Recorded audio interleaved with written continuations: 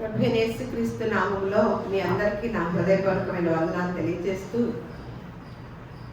బయట ప్రపంచంలో చాలా సంఘటనలు జరుగుతూ ఉన్నాయి కదా. ఆ సంఘటనల్ని చూస్తున్నప్పుడు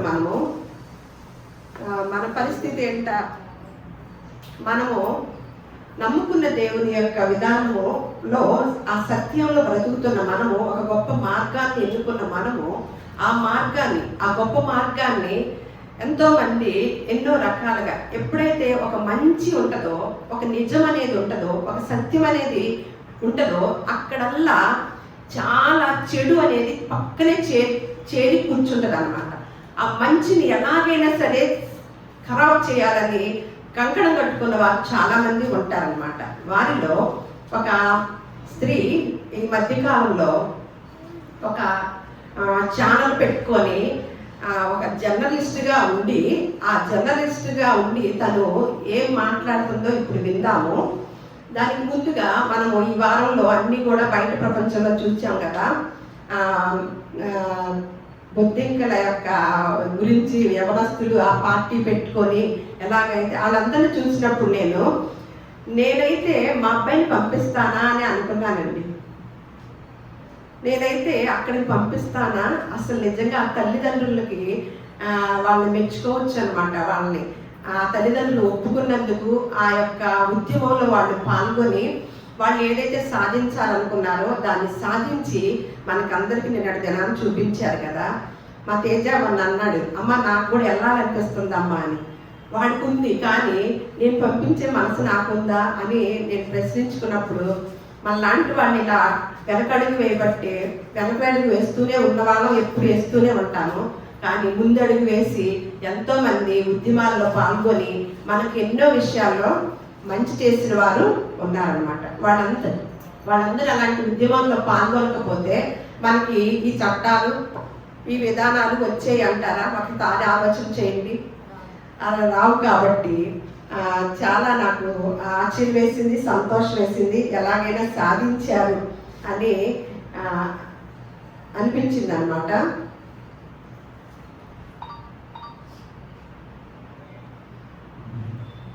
అయితే ఈ మధ్యకాలంలో మగధ అనే న్యూస్ ఛానల్ పెట్టుకున్న మహాలక్ష్మి ఆవిడ పేరు, ఆవిడ కొన్ని మాటలు అంటున్నారనమాట. ఆ మాటలు కొన్ని విన్నాక మీరు దానిలో నేను ఆవిడకి మన యొక్క వీడియో ద్వారా సమాధానం చెప్పాలని నాకు ఆలోచన కలిగింది. ఎందుకంటే మన ఇంట్లో మన తండ్రిని కానీ మన తల్లిని కానీ ఎవరైనా ఏదైనా అంటే మనము రోషంతో ఉంటామా, లేకపోతే పోనీలేండి అని అనుకుంటామా, లేకపోతే మా తల్లి తండ్రి అలాంటి వారు కాదు అని నిరూపించుకోవడానికి ప్రయత్నం చేస్తామా? నిరూపించుకోవడానికి ప్రయత్నం చేస్తాం కదా. అలాంటప్పుడు మరి ఈవిడ చెప్తున్న మాటల్ని మనము విందాము. విని ఈవిడికి తెలిస్తే మాట్లాడాలి. ఇప్పుడు మనకు ఒక సబ్జెక్ట్ ఉంటుంది, ఒక దాని గురించి మనకు అవగాహన లేనప్పుడు దాని గురించి మనం మాట్లాడకూడదు. ఎందుకంటే మనకు తెలియదు కదా. తెలియనప్పుడు అందులోకి వెళ్ళకూడదు. ఇప్పుడు తెలిసి తెలియకుండా మాట్లాడేసి కంగారుగా ఏదో చెప్పాలని, లేదా ఎవరో మీద ఒక మతం అని చెప్పేసి ముద్ర వేసి బురద తల్లాలి అనుకుంటే సత్యమేనా? ఎప్పటికీ సత్యమే. అలా ఈవిడికి మనము ఈ యొక్క పునరుద్ధాన దినమంది ఈ ఆరాధన ద్వారా, ఈ వీడియో ద్వారా ఆవిడికి సమాధానం చెప్తాము. మీరందరూ కూడా వినండి. దానికి చావనైనా చేస్తారు, కానీ క్రిస్టియన్లుగా మారడానికి ఎట్టి పరిస్థితుల్లో వాళ్ళు ఒప్పుకోరు. ఈ విధంగా జాతి వైర్యం అనేది ఇంత స్ట్రాంగ్గా ఉంది. మొత్తం అనేక రకాలుగా, అనేక రూపాల్లో ప్రపంచంలో గొడవలకి, అనేక రకాల సమస్యలకి కూడా కారణం ఇదే. దీంతో పాటుగా ఇప్పుడు నేను ఇంకొక విషయం కూడా చెబుతున్నాను. వీళ్ళిద్దరూ బైబుల్ని ఆరాధిస్తారు, వీళ్ళిద్దరూ ప్రార్థనలు చేస్తారా అంటే, నేను ఇంతకు ముందు చెప్పినట్లుగా వీళ్ళవేమో చర్చిలు, వాళ్ళవేమో సెనగోక్స్ ఒక రకంగా ఉంటాయి, చర్చిలు ఒక రకంగా ఉంటాయి. కన్స్ట్రక్షన్ మోడల్ దగ్గర నుంచి వాళ్ళు ఆరాధించే దేవుడి దగ్గర నుంచి ఈ రెండు ప్రదేశాలలో కూడా జీసస్ క్రైస్టే ఉంటాడా సిలువతో? ఎట్టి పరిస్థితిలో ఉండడు. కేవలం చర్చిల్లో మాత్రమే ఉంటాడు, కానీ సెనగోక్స్లో జీసస్ ఉండడు. పాత నిబంధన గ్రంథము యూదులది, కొత్త నిబంధన గ్రంథము క్రిస్టియన్లది. పాత నిబంధన గ్రంథమేమో మోజెస్ది. మోజెస్ని దేవుడుగా వాళ్ళు కొలుస్తారు. ఇదే యూదుల్లో పుట్టిన జీసస్ క్రైస్ట్ నేనే దేవుడి బిడ్డను అని చెప్పారు. కానీ ఎవ్వరు కూడా యూదులు నమ్మలేదు. యూదులు జీసస్ క్రైస్ట్ని యాక్సెప్ట్ చేయలేదు. తమ దేవుడు మోజెస్ అని, మోజెస్ మళ్ళీ వస్తాను అన్నాడని, ఆ నేల కోసం 1000 ఏళ్ళైనా 2000 సంవత్సరాలైనా ప్రపంచంలో ఏ మూలనున్నా చివరికి తమ చావు, తమ వంశంలో ఏదో ఒక చివరనున్న ఒక్క మొలకైనా సరే మళ్ళీ ఇజ్రాయెల్కి చేరుకోవాలి అనేది వాళ్ళు ఒక లక్ష్యంగా పెట్టుకొని అక్కడి నుంచి డిస్పర్స్ అయిపోయి ఇప్పటికీ కూడా అనేక దేశాల్లో ఉన్న వాళ్ళు ఇజ్రాయెల్తో మాత్రమే కనెక్ట్ అయి ఉంటారు. వాళ్ళ భూమి మీద వాళ్ళకి అంత ప్రేమ ఉంటుంది. వాళ్ళు నమ్మింది మోజెస్ని. మోజెస్ వస్తాడు, ఈ పవిత్ర నేల మీదకి మళ్ళీ నేను వస్తానని చెప్పాడు కాబట్టి ఆ పవిత్ర స్థలం కోసమే వాళ్ళు పాకులాడుతూ ఉంటారు. ఆ ఇజ్రాయెల్తో వాళ్ళ అనుబంధం అలా ఉంటుంది. ఇది పాత నిబంధన గ్రంథం బైబిల్. ఇది వేరు. కొత్త నిబంధన గ్రంథం అనేది ఇప్పుడు మనం చూసే పాస్టర్లు, క్రిస్టియన్లు వీళ్ళంతా ఫాలో అయ్యేది కొత్త నిబంధన గ్రంథం. ఇది వేరు. సో పూర్తిగా ఈ రెండు భిన్నమైనవి. అదేవిధంగా నేను ఇంతకు ముందు చెప్పినట్లుగా జీసస్ క్రైస్ట్ని యూదులు యాక్సెప్ట్ చేయలేదు. యాక్సెప్ట్ చేయకపోగా వ్యతిరేకించారు. ఇక ఈ విధంగా జీసస్ క్రైస్ట్కి ఒక 12 మంది ఫాలోవర్స్ ఉండేవాళ్ళు. వాళ్ళనే అపాస్టిల్స్ అంటారు. ఈ 12 మందిలో పెద్దవాడుగా ఉన్న పాల్ ఈ కొత్త నిబంధన గ్రంథాన్ని రాశారన్నమాట. అంటే ఈ కొత్త బైబిల్ని ఈ క్రిస్టియన్లు అందరూ ఫాలో అయ్యేది ఈ బైబిల్ని. ఆయన రాశారు ఈ బైబిల్ని. ఈ విధంగా విన్నారు కదా, కొత్త నిబంధన అంతా రాసిందంట పౌలు గారంట. కేఏ పాల్ అనుకున్నారు ఆ పౌలు గారంట. పాత నిబంధన అంతా కూడా మోషే గారి ద్వారా అని చెప్పారు కదా. మోషేనే దేవుడు అంటారు వాళ్ళు యూదులు, వాళ్ళు ఆయన్నే కొలుస్తారు అని లొడ చెప్తుందన్నమాట.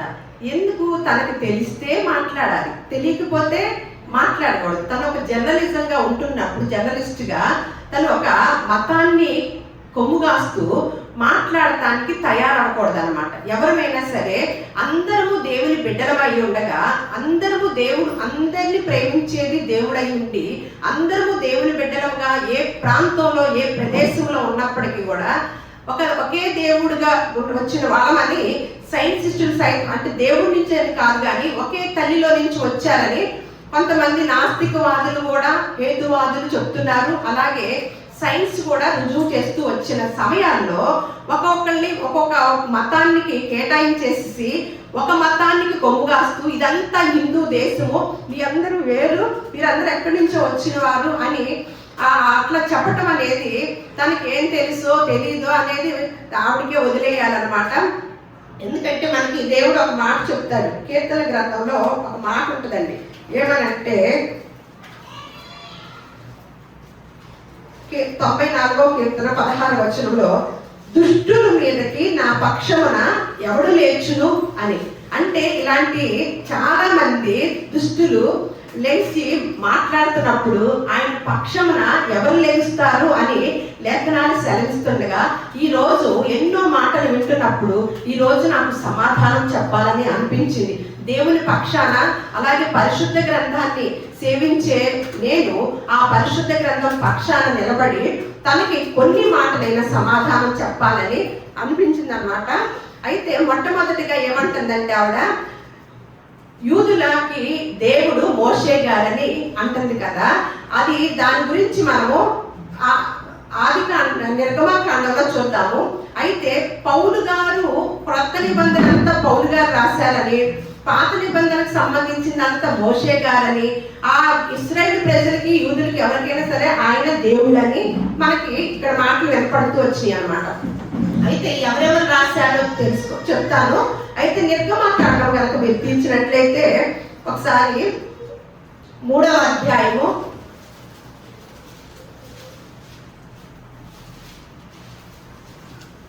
ఇక్కడ ఎవరు దేవుడో ఎవరికి చెప్తున్నారు అనేది ఇక్కడ లేఖనాలతో సహా చూద్దాము. తను అంది కదా మోషేనే వాళ్ళు దేవుడిగా ఎంచుకున్నారు అని. అంటే చూడండి, ఇశ్రాయేలు ప్రజలు ఐగుప్తు దేశంలో బానిసలుగా ఉన్నప్పుడు దేవుడు ఒక మంచి ప్రవక్తని మోషే గారిని ఏర్పాటు చేసుకొని ఆ ప్రజల్ని నడిపించడానికి ఈ ప్రవక్త అయిన మోషే గారిని ఎన్నుకున్నాడు, ఏర్పాటు చేసుకున్నాడు అనమాట. ఆ చేసుకున్న ఆ దేవుడు ఇక్కడ మనం సాక్షాత్తు నిర్గమాకాండంలో ఈ లేఖనాల్లో మనం చూస్తూ ఉంటాం అనమాట. 3వ అధ్యాయంలో మోషే గారి యొక్క విధానాన్ని ఇక్కడ చూస్తాం. మోషే అంట మిద్యాను యాజకుడైన ఇత్రోను తన మామ మందను వేపుచు ఆ మందను అరణ్యము అవతలకు తోలుకొని దేవుని పర్వతమైన హోరేబుకు వచ్చెను. ఒక పొద నడిమిని అగ్ని జ్వాలలో యెహోవా దూత అతనికి ప్రత్యక్షమై అతడు చూచుచున్నప్పుడు అగ్ని వలన ఆ పొద మండుచుండెను, కానీ పొద కాలిపోలేదు. అప్పుడు మోషే, ఆ పొద ఏల కాలిపోలేదో నేను ఆ తట్టు వెళ్ళి ఈ గొప్ప ఎంత చూచిదనే అని అనుకున్నాడంట. దానిని చూచుటకు అతడు ఆ తట్టు వచ్చుట యెహోవా చూచెను. దేవుడు ఆ పొద నడుము నుండి మోషే మోషే అని అతన్ని పిలిచెను. అందుకు అతడు చిత్తము ప్రభువా అనెను. అందుకు ఆయన, దగ్గరకు రావద్దు, నీ పాదముల నుండి నీ చెప్పులు విడువుము, నీవు నిలిచి ఉన్న స్థలము పరిశుద్ధ ప్రదేశము అనెను. మరియు ఆయన, నేను నీ తండ్రి దేవుడను, అబ్రహాము దేవుడను, ఇస్సాకు దేవుడను, యాకోబు దేవుడను అని చెప్పగా మోషే తన ముఖమును కప్పుకొని దేవుని వైపు చూడ తెరిచెను. మరియు యెహోవా ఇట్లనెను, నేను ఐగుప్తులో ఉన్న నా ప్రజల బాధను నిశ్చయముగా చూచితిని. పనులలో తమ్మును కష్టపెట్టు వారిని బట్టి వారు పెట్టిన మొరను వింటిని. వారి దుఃఖములు నాకు తెలిసే ఉన్నవి అని 9వ వచనంలో, ఇశ్రాయేలీయుల మొర నిజముగా నా యొద్దకు చేరినది. ఐగుప్తీయులు వారిని పెట్టుచున్న హింస చూచితిని. కాగా రమ్ము, నిన్ను ఫరో యొద్దకు పంపెదను. ఇశ్రాయేలీయులైన నా ప్రజలను నీవు ఐగుప్తులో నుండి తోడుకొని పోవలనని. అందుకు మోషే, నేను ఫరో యొద్దకు వెళ్ళుటకును ఇశ్రాయేలును ఐగుప్తులో నుండి తోడుకొని పోవుటకును ఎంతటి వాడినని దేవునితో అనగా, ఆయన, నిశ్చయముగా నేను నీకు తోడై ఉందును, నేను నిన్ను పంపితిననుటకు ఇది నీకు సూచన.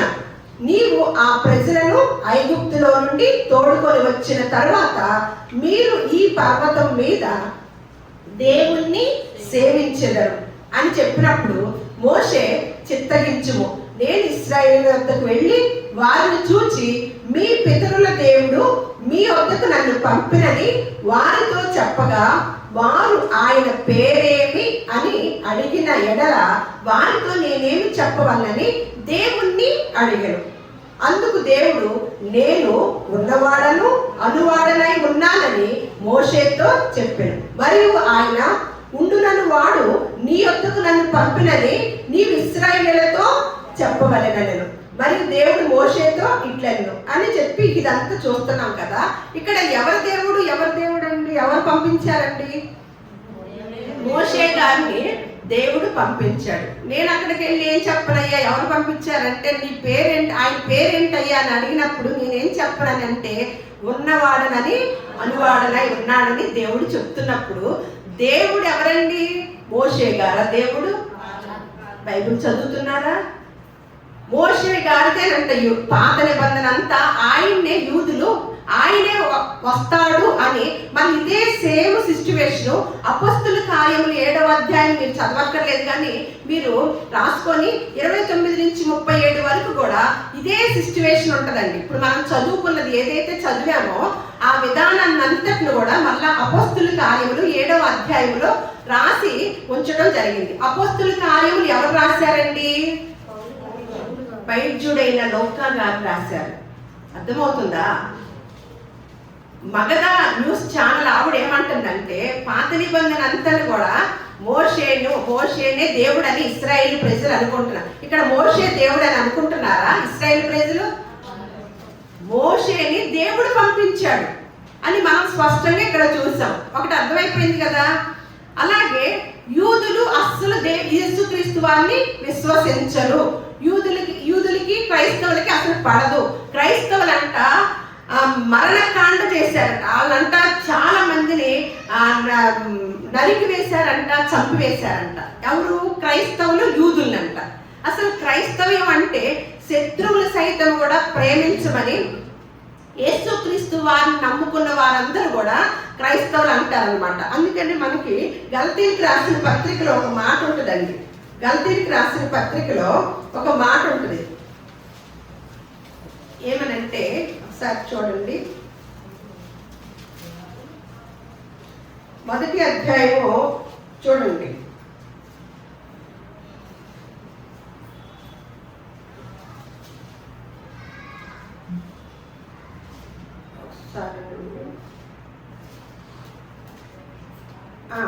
మొదటి కాదు 3వ అధ్యాయం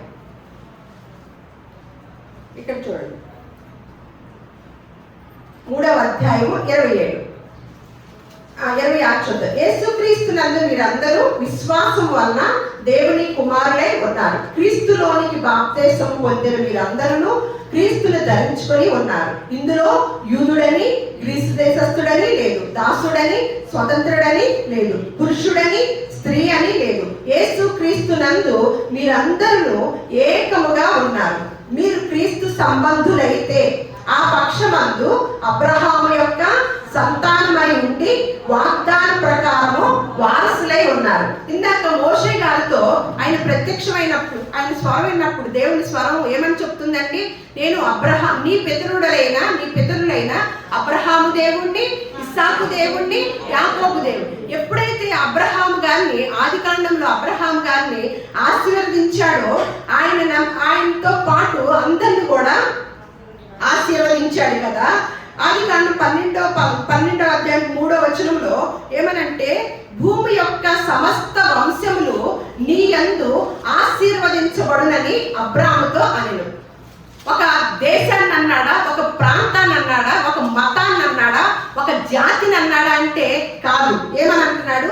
అబ్రహాము గారిని ఎన్నుకున్నాడు, ఏర్పాటు చేసుకున్నాడు.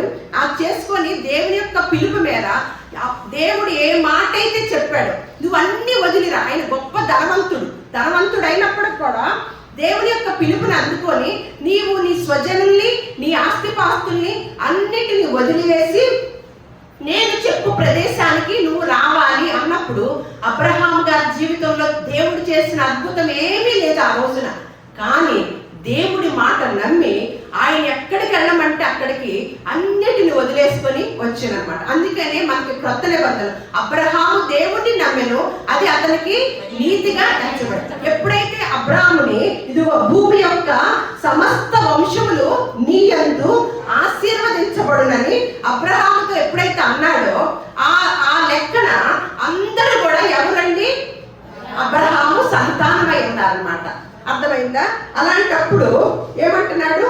ఇక మనమందరం కూడా వాగ్దాన వారసులమై ఉన్నామా అని చెప్తున్నాడు. అయితే ఇక్కడ ఏమని అంటుందంటే ఆవిడ, ఇది మోషే గారు రాశారు, మోషే దేవుడు అంటున్నారు కదా. ఆ 5 కాండాలు, ఆది కాండం నుంచి ద్వితీయోపదేశ కాండం వరకు మోషే గారు రాశారనమాట. ఆ తర్వాత చాలా మంది ప్రవక్తలు రాశారు. పాత నిబంధన వరకు కూడా మళ్ళీ కొంతమంది ప్రవక్తలు రాసినట్లుగా మనం చూస్తాం. అంటే బైబిల్ గ్రంథాన్ని అంతటికి సుమారు 42 మంది దాకా కూడా వేరు వృత్తులు, వేరు యొక్క కాలాల్లో, ఒక కాలానికి సంబంధం లేదు. అలాగే ఒక కులానికి అసలు మతాలు, కులాలు, అసలు వర్గాలు, పనులు, వృత్తులు ఏటికి సంబంధం లేకుండా పాత నిబంధనను, క్రొత్త నిబంధనను కూడా రాసి ఉంచారన్నమాట. ఇది ఇప్పుడు నిర్గమాకాండంలో చదువుకున్న ఈ సిచ్యువేషన్ అపొస్తలుల కార్యములు, అంటే నిర్గమాకాండం ఎప్పుడు రాశారండి? క్రీస్తుకు పూర్వం రాసిన నిర్గమాకాండం మోషే గారి కాలంలో మోషే గారు ఈ పంచకాండాలు అంటారన్నమాట. ఈ 5 కాండాలు కూడా రాసి ఉండగా ఆయన రాసిన సిచ్యువేషన్ ని, ఆయన యొక్క పరిస్థితిని మళ్ళీ అపొస్తలుల కార్యములలో వైద్యుడైన లోకా గారు కూడా సేమ్ అదే విధానాన్ని రాశాడు. ఎక్కడ తేడా రాకుండా అన్నమాట. ఎక్కడ కూడా మరి కాలం ఎంత కాలం ఉంటుంటుంది, మధ్యలో చాలా కాలము, చాలా సంవత్సరాలు మధ్యలో వ్యత్యాసం ఉన్నప్పటికీ కూడా అదే సిచ్యువేషన్ ని ఉన్నట్టుగా మళ్ళీ అపొస్తలుల కార్యంలో మనం 7వ అధ్యాయంలో చూస్తామన్నమాట. అలాంటప్పుడు తర్వాత ఇంకేమంటుందంటే, మళ్ళా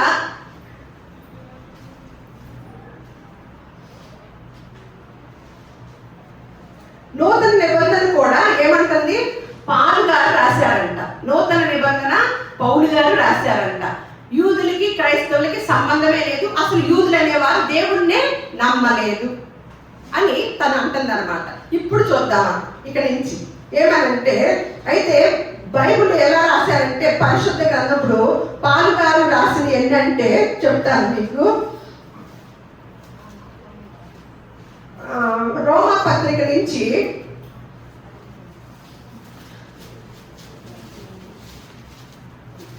పౌలు గారు రాసి ఏంటంటే,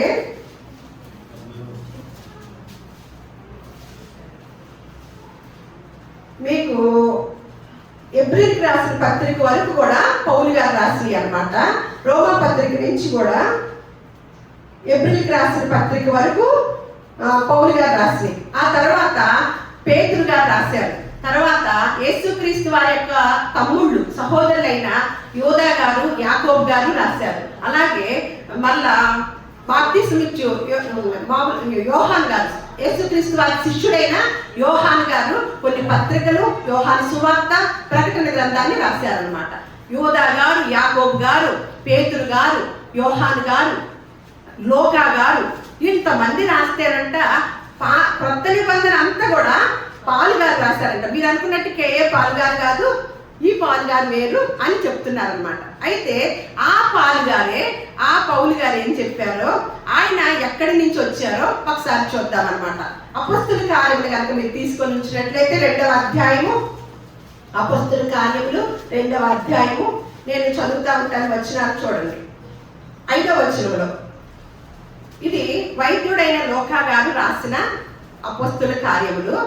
పౌలు గారి గురించి మనం తెలుసుకుంటున్నాం అన్నమాట. యూదులు ఎవరు కూడా యేసుక్రీస్తు వారిని విశ్వసించలేదు అని తను అన్నది కదా. ఇప్పుడు చూద్దాము. ఆ కాలమున ఆకాశము క్రింద నుండి ప్రతి జనములో నుండి వచ్చిన భక్తి గల యూదులు యెరూషలేములో కాపురం ఉన్నారంట. ఏ కాలమున? యేసుక్రీస్తు వారి యొక్క కాలంలో, ఆయన శిలువ మరణం వేసిన తరువాత ఆ కాలమున ఆకాశము క్రింద నుండి ప్రతి జనాంగంలో నుంచి, ఎక్కడ ఒక ప్రాంతం అన్నాడా, ఆకాశము క్రింద నుండి ప్రతి జనములో నుండి వచ్చిన భక్తి గల యూదులు యెరూషలేములో కాపురం ఉన్నారంటండి. అర్థమైందా? మళ్ళా 2వ అధ్యాయము 14వ వచనం చూద్దాం. ఇక్కడ పేతురు గారు, యేసుక్రీస్తు వారి శిష్యుడైన పేతురు గారు, అంటే మళ్ళీ తను ఏమంటుందంటే, యేసుక్రీస్తు వారికి 12 మంది మిగిలిపోయారు, ఆ 12 మంది ద్వారానే సువార్త ప్రకటించమన్నారు అని చెప్తున్నారు. ఆ యేసుక్రీస్తు వారిని వెంబడించిన 12 మంది కూడా యూదా జాతికి చెందిన వారే, యూదుల్లో నుంచి వచ్చిన వారే. యేసుక్రీస్తు అపోస్తలులందరూ కూడా యూదులో నుంచి వచ్చిన వారే అన్నమాట. అలాగే ఇప్పుడు ఇక్కడ పేతురు గారు చెప్తున్న మాటలు విందాం అన్నమాట. 2వ అధ్యాయము 14వ వచనం. అయితే పేతురు ఆ 11తో కూడా లేచి నిలిచి బిగ్గరగా వారితో ఇట్లెను, యోదయ మనుష్యులారా, యెరూషలేములో కాపురం ఉన్న సమస్త జనులారా, ఇది మీకు తెలియగాక, చెవియొగ్గి నా మాటలు వినుడి, మీరు ఊహించినట్లు వీరు మత్తులు కారు అని చెప్తూ ఇక్కడ 20వ వచనానికి వద్దాం. ప్రభు ప్రత్యక్షమగు ఆ మహాదినము రాకమునుపు సూర్యుడు చీకటిగాను చంద్రుడు రక్తముగాను మారుదురు. అప్పుడు ప్రభువు నామమును బట్టి ప్రార్థన చేయు వారందరూ రక్షణ పొందుదురు అని దేవుడు చెప్పుచున్నాడని ప్రసంగం చేస్తున్నాడు అన్నమాట. ఎవరికి? యూదులకి. ఇక్కడ చూసాం కదా, పేతురంట ఆ 11తో కూడా, అంటే శిష్యులందరూ కలిసి పేతురు గారు ప్రసంగం చేస్తున్నారు. ఏమనంటే, యోదయ మనుష్యులారా, యెరూషలేములో కాపురం ఉన్న సమస్త జనులారా అని దేవుని యొక్క ప్రణాళికను తెలియచేస్తున్నాడు అన్నమాట. యూదుల పట్ల దేవుని ప్రణాళిక ఏమై ఉందో, సమస్త జనుల పట్ల దేవుని ప్రణాళిక ఏమై ఉన్నదో తెలియచేస్తూ, అప్పుడు ప్రభువు నామమును బట్టి ప్రార్థన చేయ వారందరూ రక్షణ పొందుదురు అని దేవుడు చెప్పుచున్నాడు అని ఇక్కడ చూద్దాం. మళ్ళా 20 నుంచి 24 వరకు చూద్దాం. ఇశ్రాయేలు వారులారా, ఈ మాటలు వినుడి. దేవుడు నజరేయుడగు యేసు చేత అద్భుతములను, మహత్కార్యములను, సూచక క్రియలను మీ మధ్యన చేయించి ఆయనను తన వలన మెప్పు పొందిన వానిగా మీకు కనపరచును. ఇది మీరే ఎరుగుదురు. దేవుడు నిశ్చయించిన సంకల్పమును, ఆయన భవిష్యత్తు జ్ఞానమును అనుసరించి అప్పగింపబడిన ఈయనను మీరు దుష్టుల చేత సిలువ వేయించి చంపితిరి. మరణం ఆయనను బంధించటం అసాధ్యము కనుక దేవుడు మరణ వేదనను తొలగించి ఆయనను లేపెను అని చెప్తూ, ఇప్పుడు ఇక్కడ మళ్ళా 36కు రండి.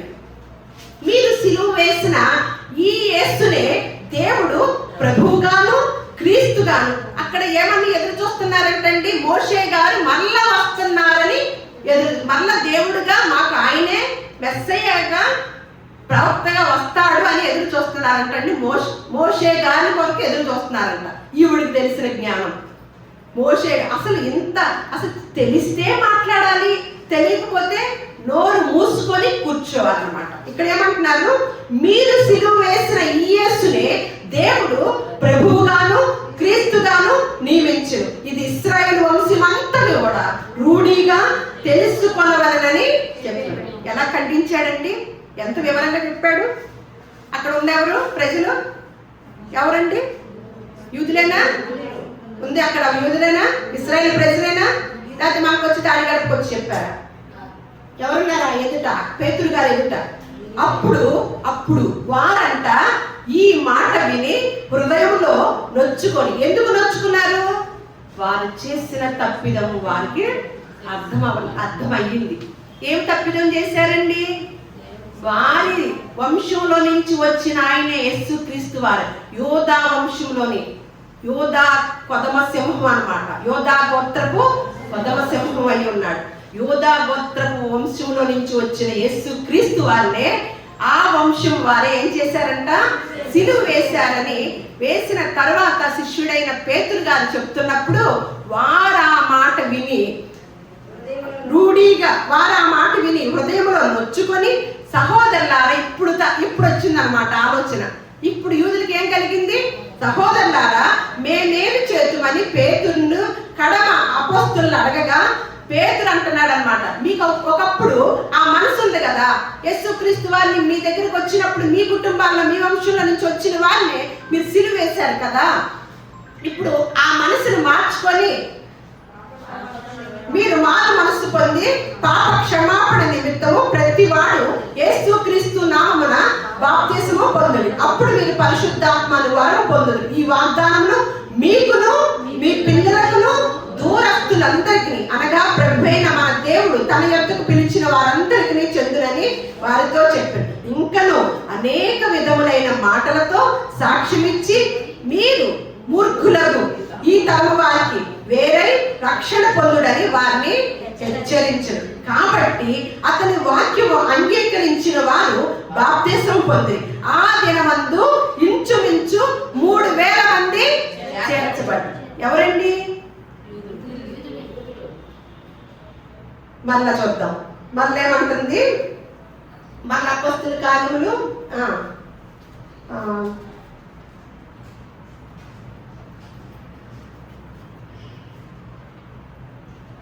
అయితే పౌలు గారి గురించి అంటున్నారు కదా, ఆ పౌలు గారు ఏంటో చూద్దాం అనమాట. పౌలు గారు ఏంటో చూద్దాము.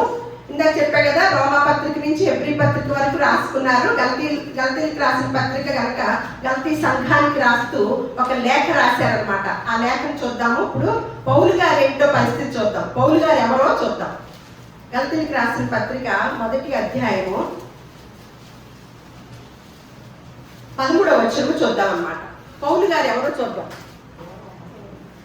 పూర్వమందు యూదా మతస్థుడనై ఉన్నప్పుడు నేను దేవుని సంఘమును అపరిమితముగా హింసించి నాశనము చేయొచ్చు, నా పితరుల పారంపర్యాచారమందు విశేషాశక్తి గల వాడనై నా స్వజాతీయులలో నా సమాన వయస్కులైన అనేకుల కంటే యూదుల మతములో ఆధిక్యత నొందితునని నా నడవల గురించి మీరు వింటిరి.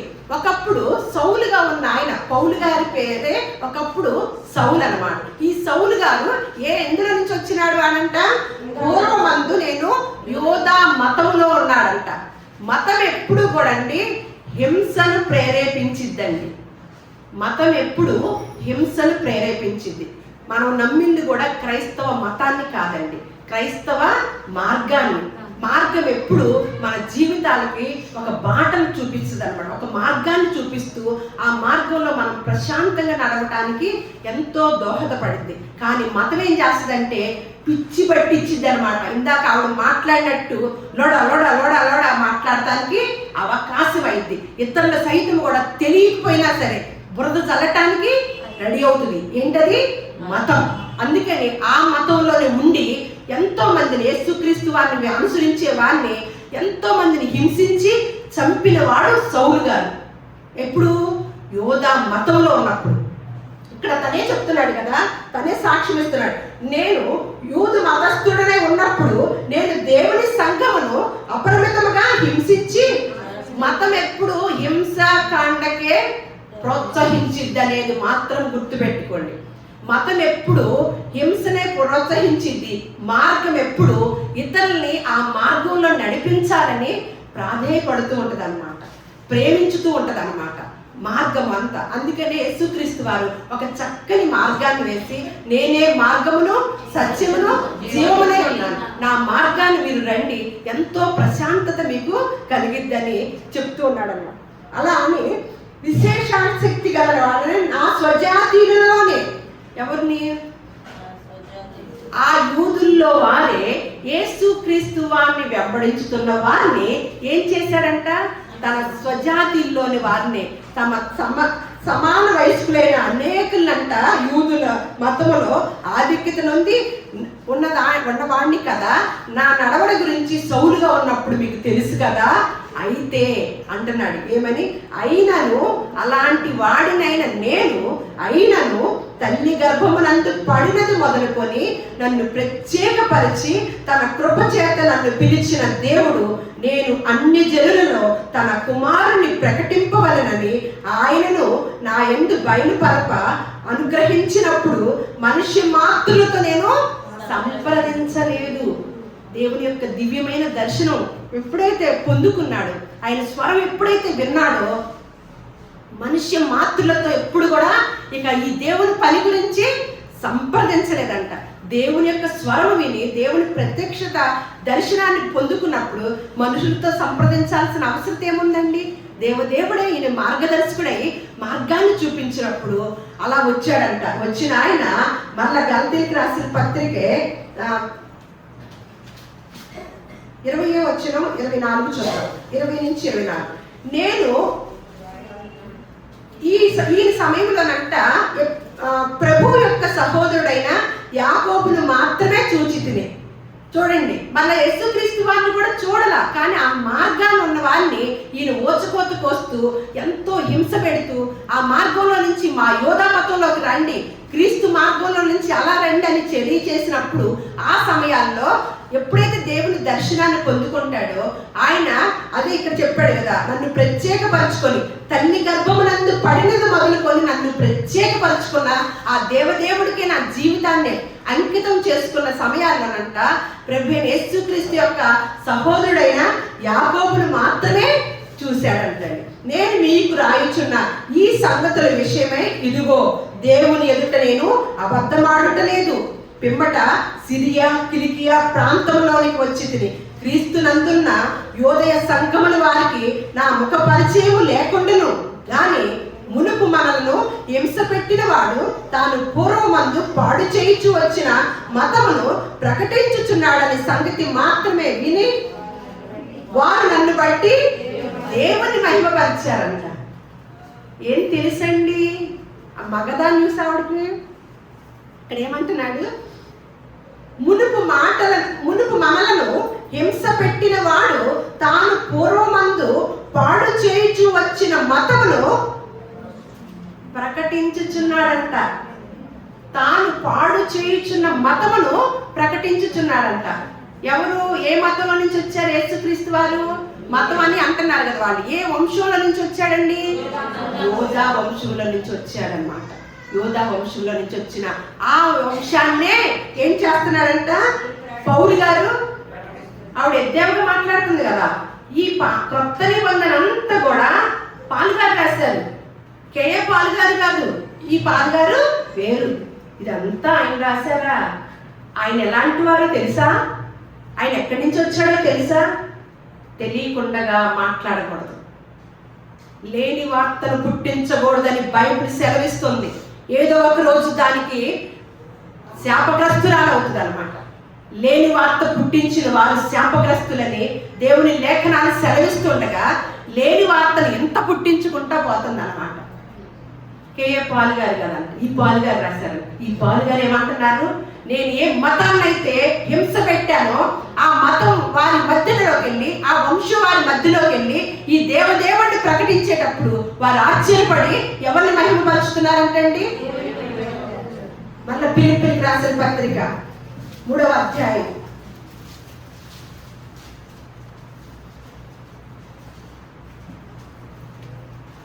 5వ వచనం.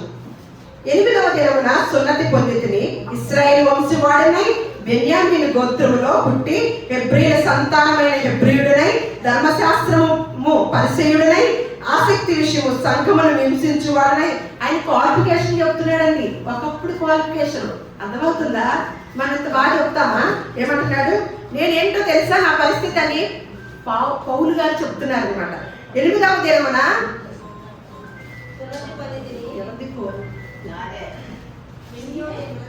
8వ దినమున సున్నతి పొందితిని, ఇశ్రాయేలు వంశవాడనై బెన్యామీను గోత్రములో పుట్టి హెబ్రీల సంతానమై అయిన హెబ్రీయుడనై ధర్మశాస్త్ర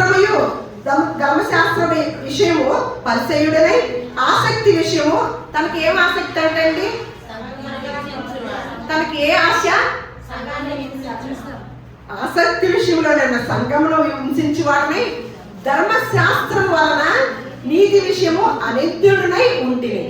అయినను ఏవేవి నాకు లాభకరములై ఉండినో వాటిని క్రీస్తు నిమిత్తము నష్టముగా.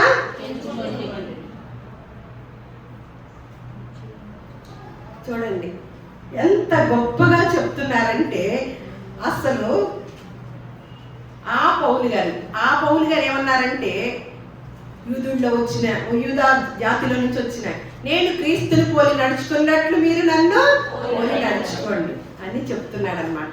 ఇక్కడ యూదుల యొక్క పరిస్థితి ఎందుకంటే, దేవుడు ఎప్పుడు లేఖనాల్లో ఆయన పుట్టుక గురించి, ఆయన మరణం గురించి, ఆయన జీవన విధానం గురించి, ఆయన మరణించి తిరిగి లేచిన విధానం గురించి కూడా ప్రతిదీ ప్రవచన రూపంలో తెలియచేసిన దేవుడే ఉన్నాడనమాట. మనం ఏ దేవుణ్ణి ఆరాధించినా, ఏ వ్యక్తిని పూజ చేసినా ఆ వ్యక్తి భవిష్యత్తు తెలియదు, ఆ వ్యక్తి పుట్టుక తెలియదు, మనకి సమయాలు తెలియదు, అలాగే ఆ వ్యక్తి భవిష్యత్తులో ఏమవుతాడో తెలియదు, ఆ వ్యక్తి వలన ఏం జరిగిద్దో కూడా తెలియదు. భూలోకంలో దేని గురించి అయినా మనం తెలుసుకోలేదు. కానీ ఆశ్చర్యం ఏంటంటే, ప్రభు యేసుక్రీస్తు వారి గురించి క్రీస్తుకు పూర్వమే కొన్ని ప్రవచనాలు తెలియజేయబడినాయి. ఏదైనా సరే ఆయన యొక్క లేఖనాలని అనుసరించిన విధంగానే దేవుడు రాయించి ఉంచాడనమాట. ఆయన ప్రణాళిక చొప్పునే దేవుడు రాయించి ఉంచాడు. అందులోనే ఒక మాట ఆ యూదుల గురించి ఏమని చెప్తున్నాడో రోమపత్రిక 11వ అధ్యాయము.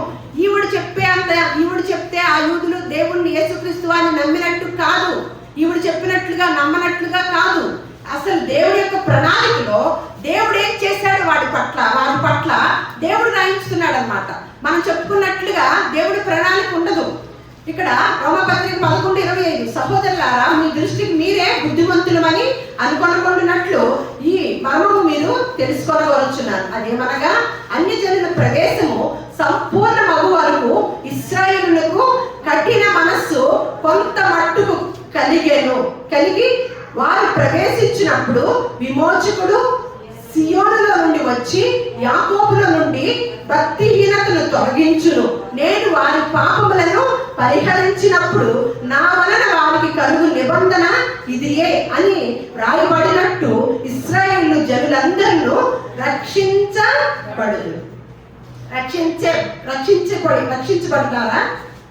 రక్షించబడ్డారా? రక్షింపబడుదురా? ఏం చేస్తున్నాడంట? అన్ని జనుల ప్రవేశము సంపూర్ణమయ్యే వరకు కూడా ఇశ్రాయేలు ప్రజలకి ఏమిస్తున్నాడంటండి?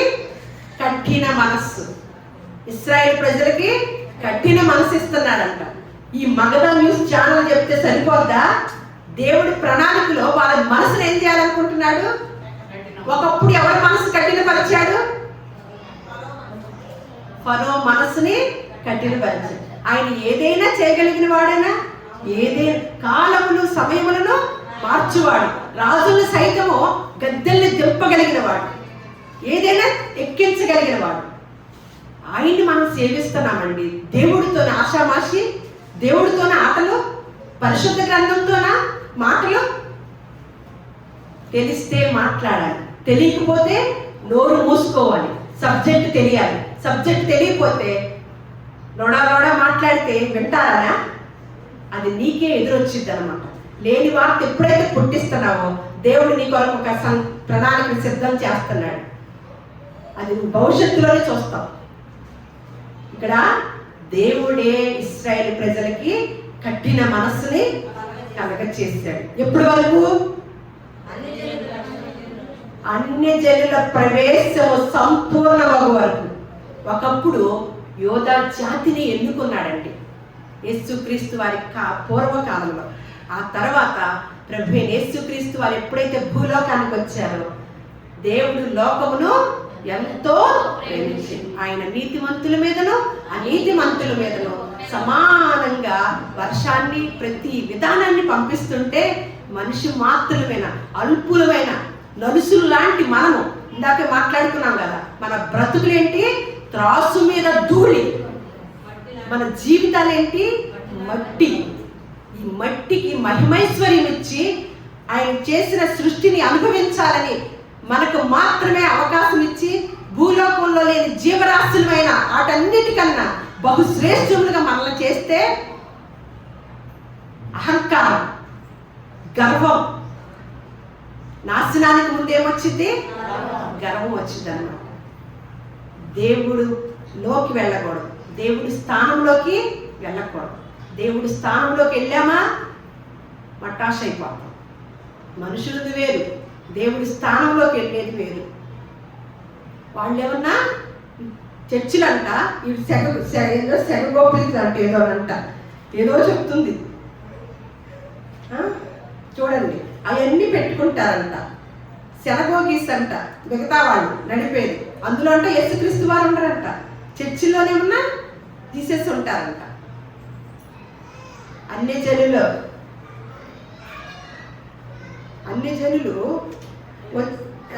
ఏమన్నారు? అన్ని జనులు ప్రవేశము సంపూర్ణము వరకు ఇశ్రాయేలుకు కఠిన మనసు. ఒకప్పుడు యూదా మతంలో నుంచి వచ్చిన పౌలు గారు ఏం చేస్తున్నాడు? ఎంతమంది చెప్పారు? ఎంతమందిని అన్ని జనులుగా ఉన్న మనల్ని ఆయన ఏం చేశాడు? అందరినీ కూడా ఏకము చేసి ఆయన బిడ్డలుగా మనల్ని కొనసాగించుతూ ఉండగా ప్రభు యేసుక్రీస్తు వారిని వాడుకోకుండగా ఛానల్ నడపమని నేను సవాల్ చేస్తున్నా. యేసుక్రీస్తు వారిని వాడుకోకుండా ఒక్క నిమిషము నీ ఛానల్ నడుపు, అప్పుడు యేసుక్రీస్తు వారిని నేను వదిలిపెట్టేస్తాను, బైబిల్లో వదిలిపెట్టేస్తాను. ఇది నా యొక్క ఛాలెంజ్ అన్నమాట. యేసుక్రీస్తు వారిని వాడుకోకుండా ఒక్క నిమిషము కూడా గడవదు. మహానుభావులు ఉన్న కాలంలో ఇప్పుడేం ఎంత బురద జరుగుతున్నాం? 2026 సంవత్సరాల క్రితం ఎంత బురద చల్లాలి?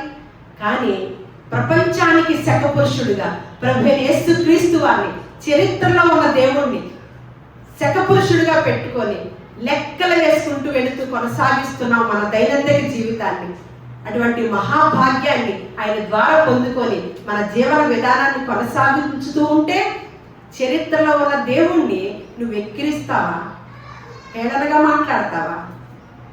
తప్పకుండా ప్రతి ఫలం చూస్తావు అన్నమాట. దేవుడి మాటలు మన హృదయాల్లో ఫలింపచేయుగాక. దేవుడి మిమ్మల్ని అందరినీ కూడా దీవించుగాక.